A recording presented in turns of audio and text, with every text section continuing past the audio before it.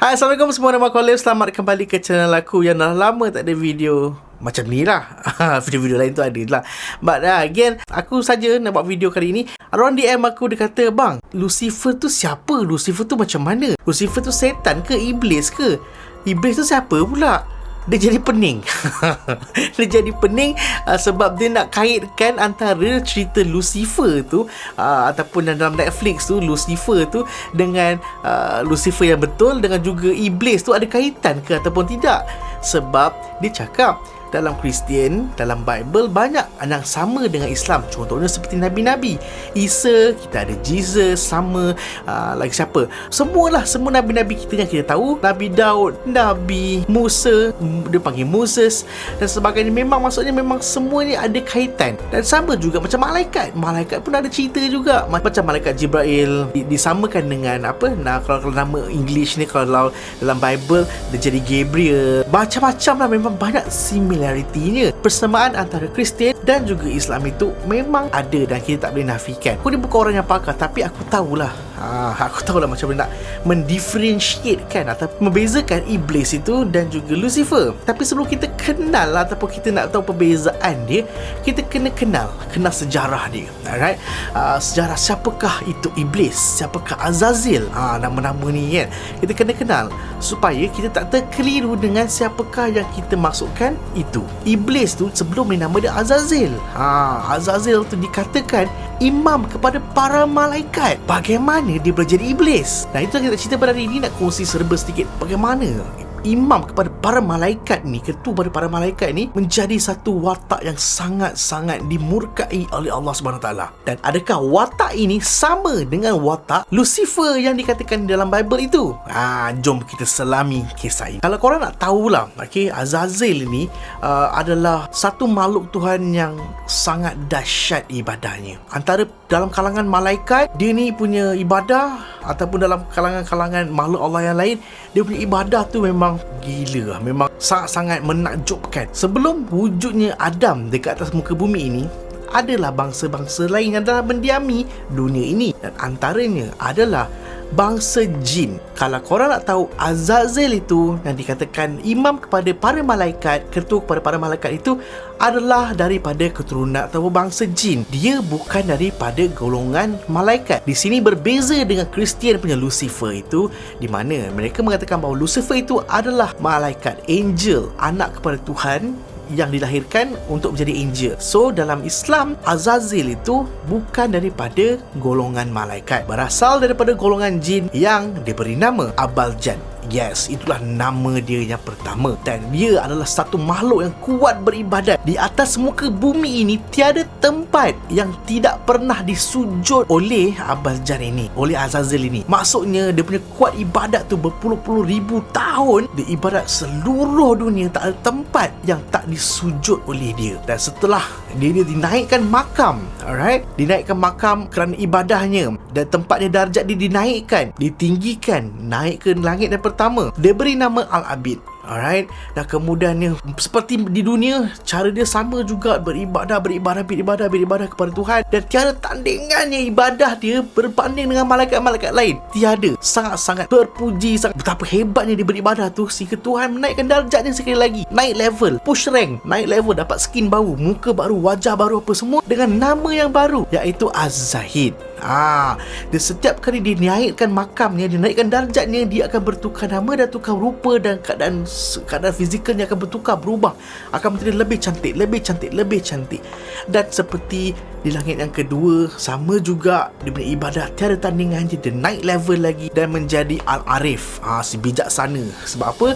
Benda yang dia tahu kebanyakan malaikat-malaikat lain tak tahu. Kerana apa? Kerana dia boleh berkomunikasi terus dengan Tuhan. Begitu dahsyatnya dia beribadah, sampai dia punya doa ke apa benda apa semua tu memang direct terus dengan Tuhan. Kemudian naik lagi level, push rank lagi, dia tukar skin, dapat skin baru, nama baru yang diberi nama Al-Wali. Cerita yang sama, aku ulang banyak kali pun memang tiada makhluk kat atas muka bumi ini ataupun di alam Allah kat mana-mana yang boleh menandingi ibadah dia. Lalu diberi nama At-Taqi di langit yang seterusnya, dinaikkan makamnya, dinaikkan darjatnya lagi sehingga dia digelar Al-Qazim. Dan akhir sekali di langit yang ketujuh, di mana diangkat setinggi-tinggi darjat yang boleh diangkat oleh Allah SWT terhadap umat dia, ciptaannya. Lalu diberi nama yang terakhir sekali, begitu cantik, begitu berseri-seri, iaitu Azazil. Tiada lagi makhluk Tuhan yang mampu menandingi keimanan, ketakwaan, keibadahan apa yang dibuat ibadah dia kepada Allah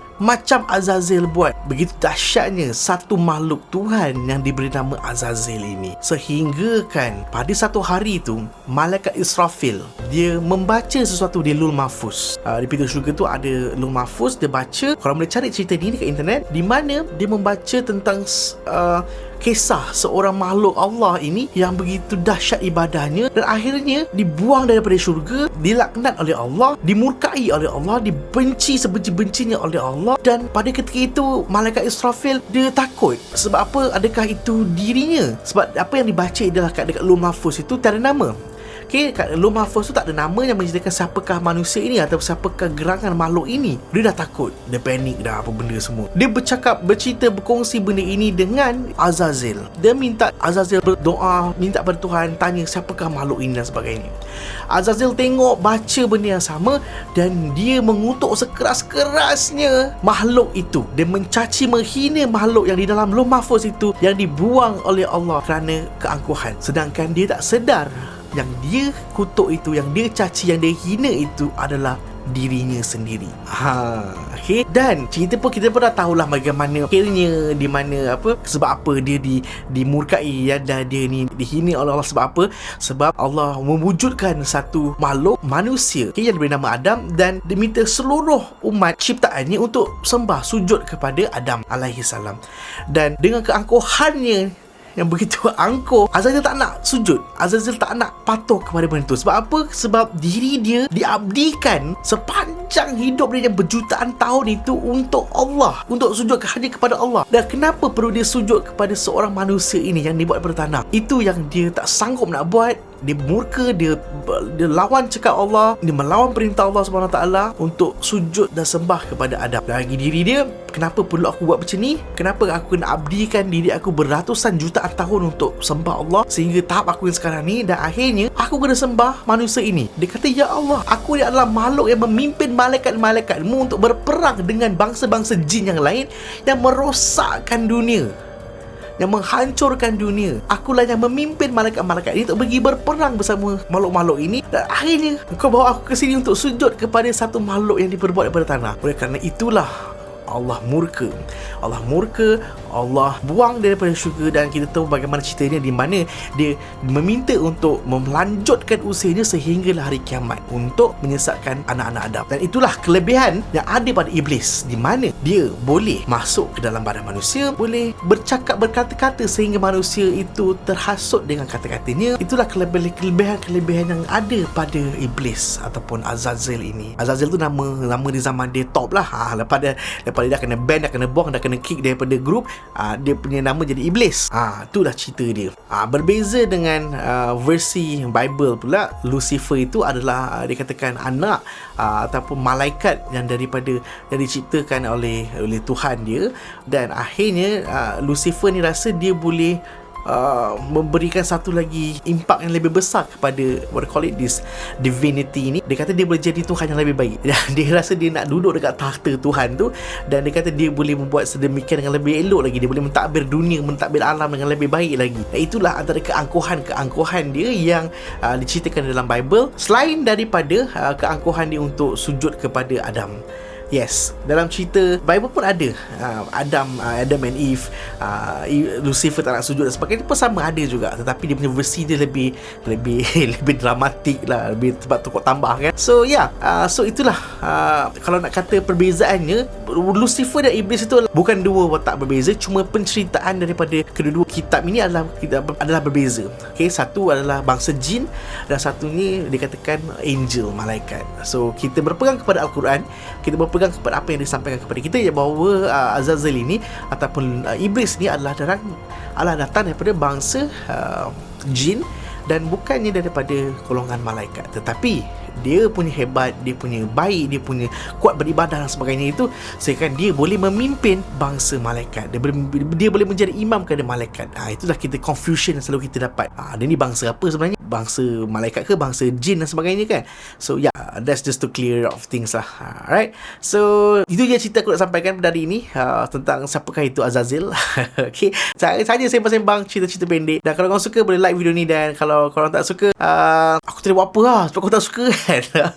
Dan tapi cerita bermanfaat sini aku harap dapat memberi sedikit manfaat kepada korang, sebab aku pun baru baca pasal benda-benda ni. Aku baru dengar ceramah daripada ustaz, aku tak ingat apa ustaz nama tu. Dan aku rasa aku nak kongsikan korang, so aku kongsikan lah. Okay, thank you so much for watching guys. See you guys on my next video. Assalamualaikum warahmatullahi wabarakatuh. Bye bye guys.